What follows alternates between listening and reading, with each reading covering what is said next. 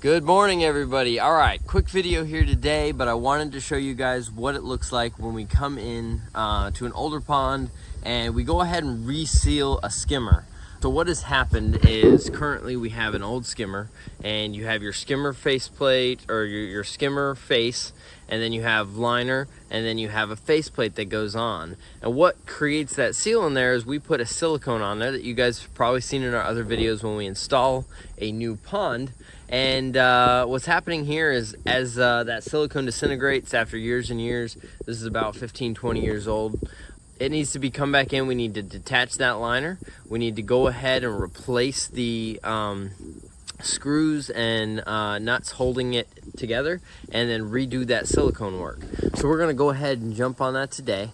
Let me show you what we've got, what we're working with, and we're also gonna be training a few guys out here how to do this. So it's a perfect day for us to show you what's going on and show you kind of how to do it yourself, or what it's gonna look like when we come in to do it for you.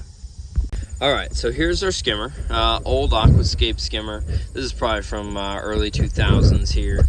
And this is the faceplate that we're looking at. Let me zoom out a little bit for you guys. There we go. This is the faceplate that we're looking at. First of all, you can kind of see this bulge that I'm standing on top of. Some of that dirt is tried to push in as plants that we pulled in from out here, trying to grow through and kind of bust that seal that's along here. So what we're gonna do is go ahead and start removing some of these screws. Like you can see, John has started here. We got a screw out here. Some of these won't come out because they're just corroded and they're falling apart. Some of these guys probably don't even have a screw head, and so we will actually drill those out, knock out the little grommets on the back side, and put new stainless steel nuts and screws in here. So we're gonna go ahead and get started with that, get as many of these out as we can, and then move on to drilling out the other ones. All right, so we've gone ahead and taken care of as many of the ones that we can get out as possible, and now we're gonna move to drilling some of these out.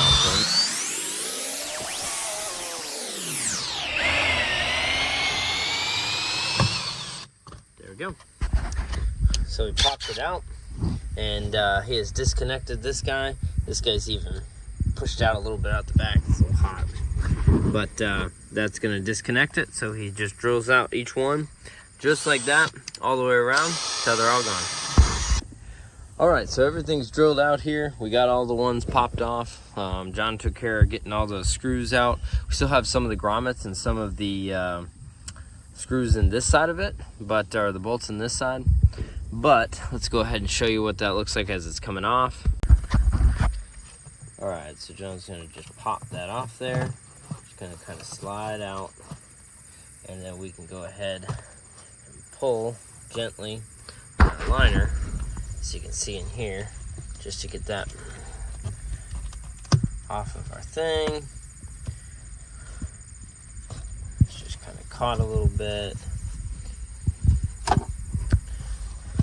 You can see kind of the dirt and roots that are trying to grow in from that seal not being very good anymore.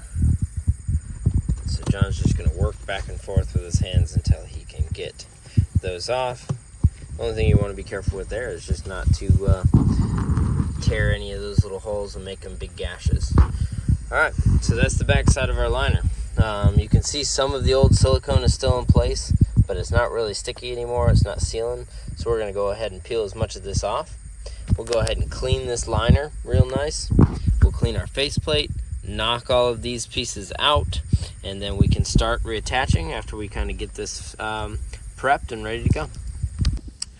All right, guys, we were able to get everything off, and all the little grommets out that we needed to get out, save the ones that were still salvageable, and got everything cleaned out, all our roots cut back, and so we are ready to go.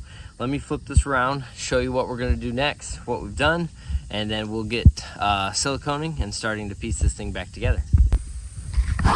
All right, so what we ended up doing is we take a drill and we drill out these guys. Any of the ones that are still good, like you can see these guys are, we're able to just kind of drill out the center so we can slide our new thing in and put a nut on the back side. The ones that are no longer salvageable, we actually pop the whole thing out. As you can see, some of these guys are like that. And so we'll check, make sure all of our screws will fit in there. We also went ahead and cleaned it good, cleaned our liner, make sure all that is set and ready to go. And then we can go ahead and begin the process of resealing this on here with our new bolts and nuts. So we're gonna go ahead and silicone and get this thing reattached. All right guys, you can see the silicone is now in place. We've got a nice thick bead.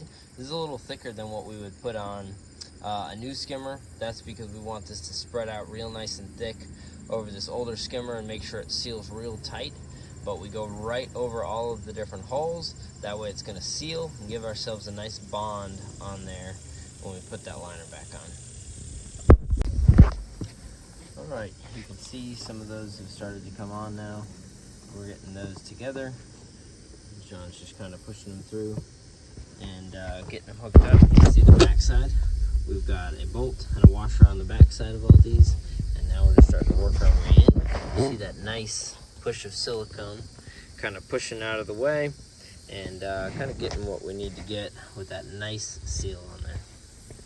So it's looking good. We're gonna go ahead and get the rest of these on, and I'll show you guys what that looks like.